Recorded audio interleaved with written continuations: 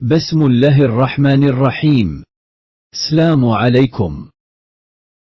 میلاد نبی صلی اللہ علیہ وسلم کے موقع پر جشن منانا اور محفلیں منعقد کرنا شرعاً جائز نہیں ہے۔ یہ سراسر بدعت اور دین میں نئی ایجاد ہے، کیونکہ نہ رسول اللہ صلی اللہ علیہ وسلم نے خود ایسا کیا اور نہ خلفائے راشدین رضی اللہ عنہم نے ایسا کیا، اور نہ قرون اولیٰ میں تابعین و تبع تابعین نے اس کام کو سر انجام دیا، حالانکہ وہ سب کے سب زیادہ جاننے والے اور رسول اللہ صلی اللہ علیہ وسلم سے محبت میں زیادہ کامل اور اتباعی شریعت میں پیش تھے۔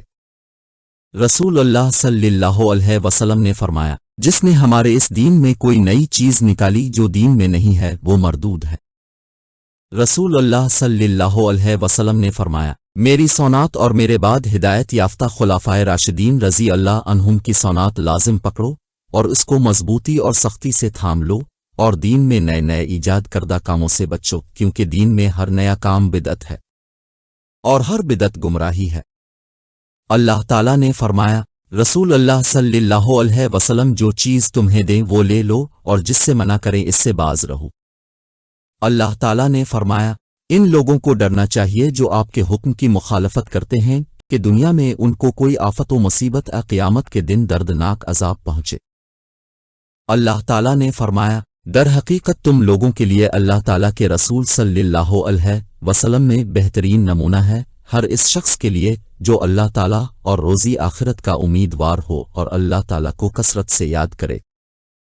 اللہ تعالیٰ نے فرمایا، وہ مہاجرین و انصار جنہوں نے سب سے پہلے دعوتی ایمان پر لبیک کہنے میں سبقت کی، نیز وہ جو بعد میں راست بازی کے ساتھ ان کے پیچھے لگے، اللہ ان سے راضی ہوا اور وہ اللہ سے راضی ہوئے۔ اللہ نے ان کے لیے ایسے باغ مہیا کر رکھے ہیں جن کے نیچے نہریں بہتی ہیں، اور وہ ان میں ہمیشہ رہیں گے، یہی عظیم الشان کامیابی ہے۔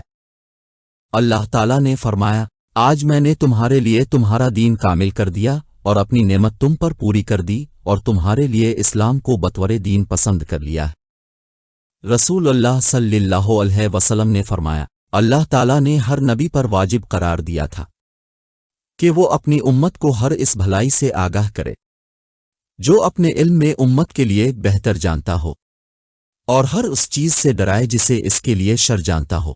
رسول اللہ صلی اللہ علیہ وسلم نے فرمایا، در حقیقت بہترین حدیث اللہ تعالیٰ کی کتاب ہے، اور بہترین طریقہ رسول اللہ صلی اللہ علیہ وسلم کا ہے، اور بدترین کام دین میں ایجاد کردہ بدعت ہے، اور ہر بدعت گمراہی ہے۔